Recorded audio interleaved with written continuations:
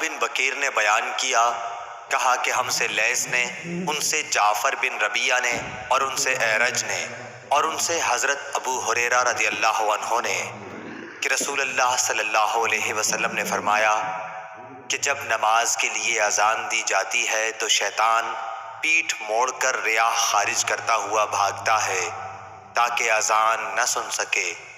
جب مؤذن چپ ہو جاتا ہے تو مردود پھر آ جاتا ہے، اور جب جماعت کھڑی ہونے لگتی ہے اور تکبیر کہی جاتی ہے تو پھر بھاگ جاتا ہے، لیکن جب مؤذن چپ ہو جاتا ہے تو پھر آ جاتا ہے، اور آدمی کے دل میں برابر وساوس پیدا کرتا رہتا ہے، کہتا ہے کہ فلاں فلاں بات یاد کر۔